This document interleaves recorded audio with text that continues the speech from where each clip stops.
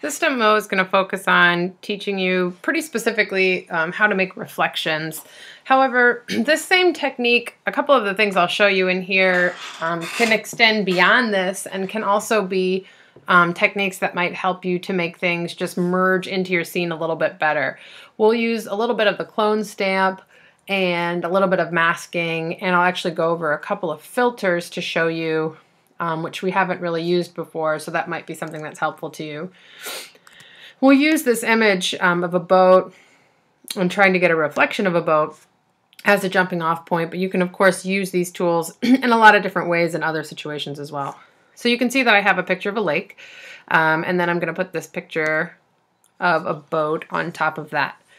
So what you can see is that the trees in the background are casting a reflection, and that's a pretty, naturalistic view. There's like the clear water, the trees are being reflected. So if you put something in there like the boat and you didn't sort of follow the pattern of what was already happening in the image, it would obviously look like something that was cut and pasted and not seem like it belonged in the scene.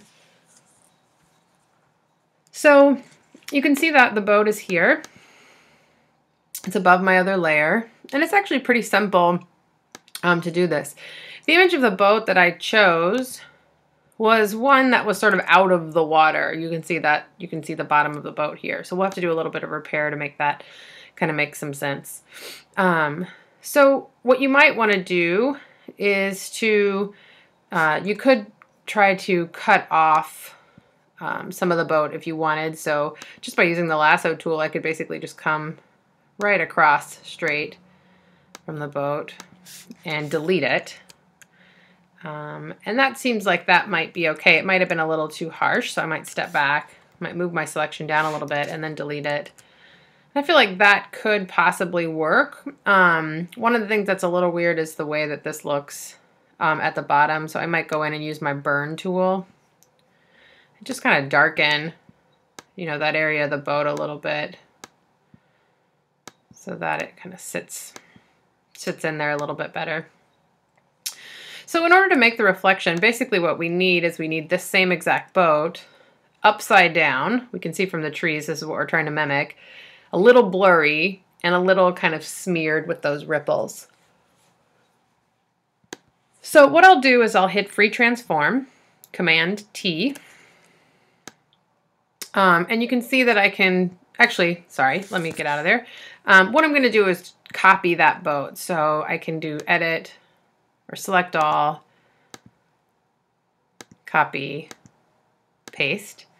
And you can see now I have two boats. So one above, one below. What I want to do is I want to flip the boat upside down. So then I'll hit Command T, which is Free Transform. Sort of flip that boat upside down.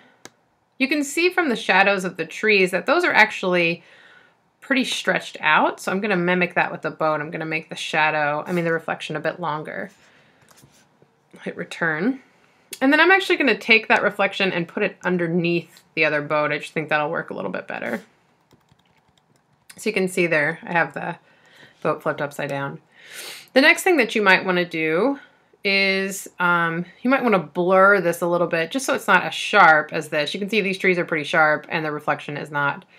Photoshop has a lot of filters that are really interesting. You can see there's one that's a blur filter, which is actually really helpful for this. So I'm going to go to Blur, and I'm going to try Lens Blur.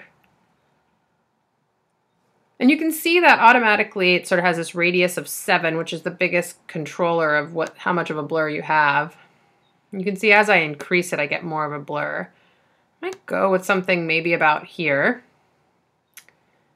And then I'll just hit OK. You can see that it automatically blurs it out a little bit. The next thing that I'll do is I think I'm going to go ahead and put a mask on here and try something. So put on a mask, grab the gradient, and then I might go ahead and try to maybe blur out the bottom portion of the boat a little bit more, almost have it fade out. I think that seems a little more naturalistic. Now that's pretty good, but then the next thing that we want to do is mimic this kind of smear effect because of the ripples. In your filters category, you have quite a few options. One of them is under Distort. You have this ripple effect. And you can see, so I have to find it. Here we go. Oh, sorry, I'm on the mask. So make sure you're on the image. Filter, distort, ripple. And then let's see if we can find our boat. There it is. So you can see that it creates this kind of ocean ripple. The only issue with this is that if we're using an image like what we have here, you can use it. Let's just hit OK and see what it looks like. But you can see that that's kind of a different kind of reflection than this is. So I'm going to undo that. What might be a better tool is the smudge tool.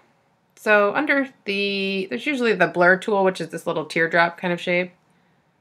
There's a smudge tool. It's a finger is the symbol for it. And what that means, it's basically kind of like painting with finger paint. You can kind of smear back and forth. See that if I drag it.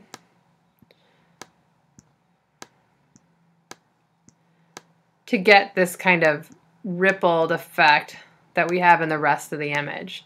So you can do that quite a few times. You can see there's a strength option here, which determines how much it smears. You can see that's pretty drastic, probably too much. So you can kind of play around with that until you get something that you think looks reasonable. So that seems actually pretty good. The other thing that you might consider is something that we've done before, which is working around with your blending modes. That probably isn't a great one, the multiply. But you could play around with different ones and just see if any of them work better for you, or playing around with the opacity just to kind of change that just slightly so you can see a bit of the water through it. And you can end up with something that seems like it really was, always a part of that image.